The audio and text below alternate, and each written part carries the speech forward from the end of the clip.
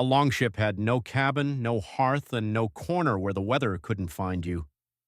Picture yourself perched a couple of feet above water the color of wet slate, spray flicking over the rail every time the hull rolls. Your clothes stopped being dry hours ago.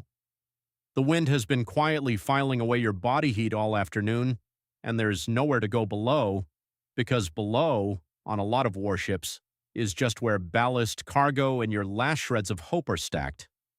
And the sun is going down. This is the part the paintings always skip. You get the striped sail, the dragon prow, 30 grim men glaring toward the English coast like it owes them rent. What you never see is one of those men quietly losing feeling in his feet. So how did Vikings stay warm on freezing ships? Less thrilling than secret Norse furnace, far more impressive than they were just tougher than us. They dodged the worst cold when they could, wore a layered kit built around wool, split the work into shifts, and got onto land. The moment staying afloat stopped making sense, and plenty of the time, despite all of it, they were freezing. Vikings weren't immune to hypothermia. Their bodies bled heat by the same physics ours do. They were just unusually good at organizing survival around that physics. First, delete the idea of Vikings breezing through the dead of winter for fun. Most long crossings were timed for the sailing season, because winter up here meant savage storms and water cold enough to turn every wave into a threat, and the surest way to survive a freezing gale is to be inside a building when it hits. Cold still found them anyway. The North Atlantic serves up near freezing water in the middle of summer, and a calm morning could become a fight for your life before the next coast appeared. But nobody chose winter for the ambiance. They read the seasons, hugged the coast, and only crossed open water when the math looked survivable.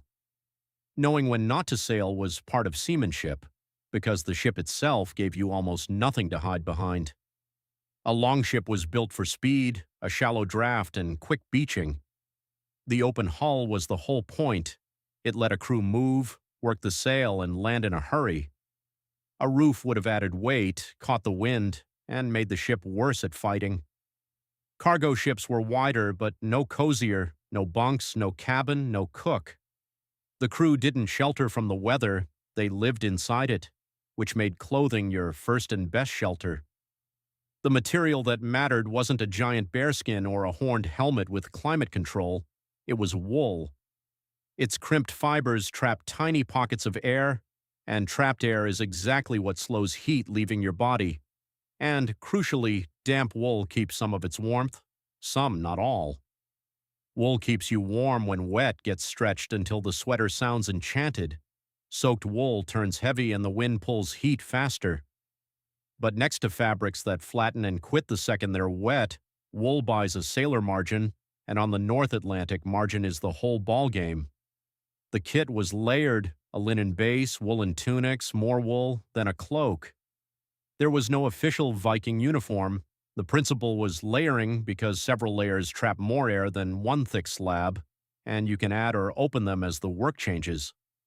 That's also the sweat trap: row hard, soak your tunic, then stop, and cold wind crossing damp cloth turns the heroics of 10 minutes ago into tonight's emergency.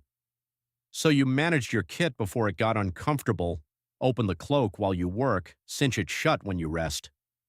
And behind all of it sat an ocean of quiet labor. Every tunic and sail meant fiber cleaned, spun, woven, and sewn. The sword gets the museum poster, but it was the spindle that carried these people across an ocean. You also had to protect the parts you lose first, since the body chokes off blood to the hands and feet in the cold, so hoods, mittens, and woolen socks mattered enormously. Quick myth bust: the shield wall heater is mostly Hollywood. Shields may have hung along the sides and would incidentally block spray, but a deliberate wall of shields for warmth just adds wind resistance and risks losing them overboard. The Vikings were practical. They used what helped without turning every move into ancient tech. The real heater was the crew. Pack dozens of people into a narrow hull, tuck them under wool, let them block the wind for each other, and you build a warmer pocket of air than any one man could hold alone. Privacy took the loss, survival took the win. And rowing itself is a spectacular way to stop feeling cold for a few glorious minutes and start deeply resenting your own shoulders until the watch changes, the rower stops, and the cold comes back with interest. That's why watches mattered.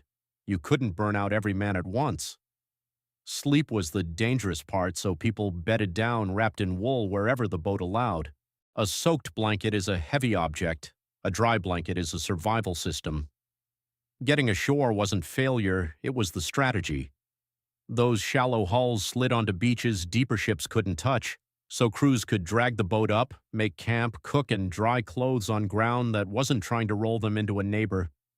Even long crossings hop between islands and known landfalls, Norway to Shetland, onto Iceland, then Greenland. Not one blind leap, a chain of hops. Land also meant fire, which is exactly what people expect to find on the ship. But an open fire on a wooden hull with a flammable sail is a parade of bad ideas. Waves fling coals, pots become missiles, and one gust turns your longship into a very mobile funeral pyre. The safer Viking stove was a beach. Ashore you could build a fire, heat food, and carefully dry your layers, patiently, because wool too close to the flame scorches. Warmth is metabolic. You burn calories to hold your temperature, and cold and rowing send that demand through the roof.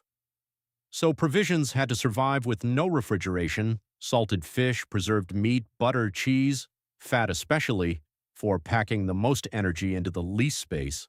And one correction, ale wasn't cold protection. Alcohol feels warming because it widens the blood vessels near your skin, but that warm skin is dumping heat faster, and your judgment slips. The last thing you want when the deck is slick and the nearest handhold is the open ocean. Tying it all together was weather knowledge, reading the wind, clouds, swell, and the feel of the boat.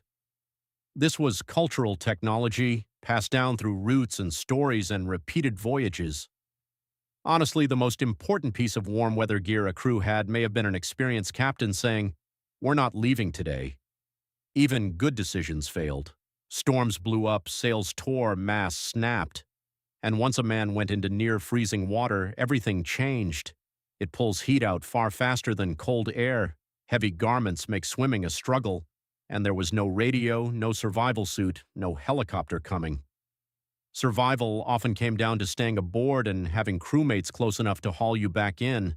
And history loves to treat a successful voyage as proof the ship made it safe. It didn't. Viking ships made dangerous journeys possible, not comfortable. Not everyone came home, and a ship that vanished erased its crew and its gear, quietly tilting the record toward the survivors. We know the route because someone finished it. The sea kept the version that didn't, so there was never one clever secret. Wool trapped air, dense layers blocked the wind that steals heat. Work made heat, watches balanced it against rest. Food supplied the fuel, crowding cut exposure. Beaching the boat unlocked fire and drying, and seasonal judgment kept whole crews away from the worst of it. Every defense was incomplete alone. Stacked together, they became a system, one that started months before the boat touched water, in the raising of sheep and the weaving of cloth. That might be the most Viking part of the answer, not the ability to ignore the cold, but the ability to prepare for it, with ordinary materials and extraordinary discipline. And it was collective. Someone rowed while another rested. Someone made the call to turn back. The lone Viking hero is a modern-day dream. The sea rewarded organized groups. By the time a ship scraped onto land, its crew might have been frozen, salt-stiffened, sleep-starved, and smelling roughly like a wet sheep stuffed inside a second wet sheep. But they'd made it. Later the stories got polished. The rain became courage, and the man shivering under 2 blankets became a fearless explorer squaring up to the horizon. Maybe he was fearless. He was also still wearing the blankets. So how did Vikings stay warm on freezing ships? Mostly they didn't stay comfortably warm. They stayed warm enough. Their ships never defeated the northern climate. Their entire culture negotiated with it. And inside that open hull, with freezing spray on the planks and darkness swallowing the horizon, survival never looked like one hero at the prow. It looked like layers. It looked like work. It looked like 30 exhausted people keeping each other alive.